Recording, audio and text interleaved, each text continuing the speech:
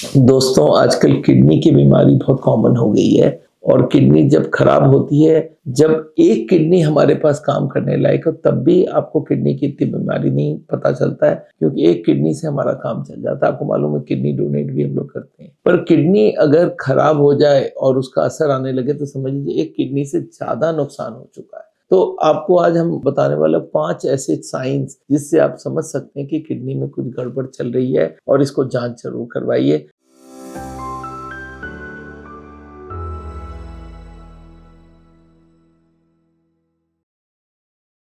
तो पहला आपको एक ही बात देखना है कि अगर बार-बार पेशाब आ रही है और रात को पेशाब आ रही है बार-बार, तो इसका मतलब है कुछ ना कुछ उसमें कमी है। और अगर किडनी में फेना आ रहा है या कुछ चिपचिपापन आ रहा है, तो आप समझ लीजिए किडनी प्रॉब्लम है। दूसरा आता है इडीमा या स्वेलिंग, आपके फ्लूइड रिटेंशन होती है। जब भी किडनी में कमी होती है तो पैरों में, एंकल में, फेस में, हैंड्स में स्वेलिंग आने लगे तो आप ये समझ लीजिए हमारा बॉडी एक्सेस फ्लूइड को हटा नहीं रहा है और हमारे बॉडी में पानी जम रही है। अच्छा, फेटिग एंड वीकनेस, कमजोरी आना। आपको मालूम है किडनी जब खराब होती है तो उसमें weakness, general lack of energy होती है और ये इसलिए भी होता है कि किडनी की बीमारी में एनीमिया होती है, खून कम बनती है और इससे फेटिग होती है। अच्छा, शॉर्टनेस ऑफ ब्रेथ, अगर सांस फूल रही है आपको, आपके लंग्स में कुछ पानी बिल्डअप हो रही है या डिफिकल्टी ऑफ ब्रीदिंग होती है, तो आप ये समझ लीजिए बहुत चांसेस है कि किडनी में भी कमी है। और एक नौशिया एंड वॉमिटिंग, अगर आपको वॉमिटिंग टेंडेंसी, आपको लगता है उल्टी आने वाली है,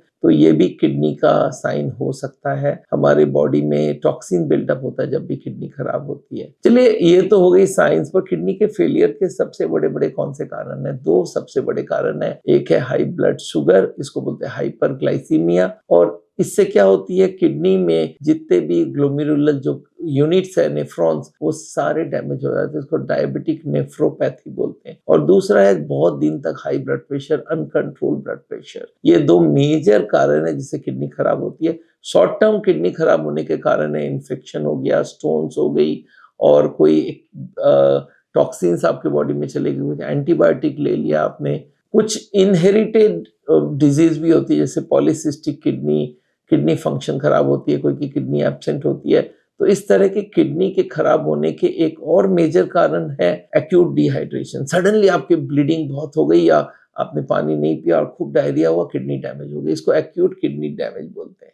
तो एनीवे, आपको किडनी अगर ठीक रखना है तो बहुत सिंपल सा एडवाइस है, डायबिटीज और ब्लड प्रेशर को कंट्रोल रखिए। डायबिटीज की जो रेंज है आपका HbA1c 6.5 से कम होनी चाहिए और ब्लड प्रेशर 130 के ऊपर कभी नहीं जाने दीजिएगा। तो आप किडनी और बहुत सारा पानी पीजिए और अल्कोहल और कैफीन और टी वगैरह अवॉइड करेंगे तो किडनी के लिए ठीक रहेगा। एंटीबायोटिक, पेन किलर से किडनी के लिए खराब माना जाता है। एक्सेस अल्कोहल खराब माना जाता है। अपनी बैलेंस डाइट लीजिए और स्मोकिंग अवॉइड कीजिए, हेल्दी वेट रखिए। ये किडनी के कॉम्प्लिकेशन से आपको बचाएगी। दोस्तों, किडनी के बारे में ये 5 चीज़ें जो हमने बताई है, सबको पूछिए। और अगर कोई इस तरह की प्रॉब्लम है और जिसको स्पेशली हाई ब्लड प्रेशर और डायबिटीज़ है और इस तरह के सिम्पटम्स आने लगे, तो समझ लीजिए किडनी खराब हो चुकी है। अब किडनी का जाँच कराइए। कौन सी जाँच होती है? इसमें पहला जाँच होता है micro albumin in the urine. Urine में प्रोटीन है कि नहीं, ये चेक किया जा सकता है। ये अर्ली स्टेज में किडनी डैमेज को पकड़ लेता है और लेट स्टेज में क्रिएटिनिन और यूरिया अगर ब्लड में ज़्यादा होती है तो ये भी एक साइन है कि आपका किडनी, ये प्रूफ हो गया कि किडनी आपकी खराब हो रही है। दोस्तों, यहीं पे मैं रोकता हूँ। मेरा नाम डॉक्टर विमल छाजड़ है। हार्ट का ट्रीटमेंट करते हैं हम लोग बिना सर्जरी, बिना एंजियोप्लास्टी। हार्ट के पेशेंट को सिखाते हैं क्या खाना चाहिए, कितनी वॉक करना चाहिए, योगा कैसे करना चाहिए, स्ट्रेस कैसे कम लेना चाहिए।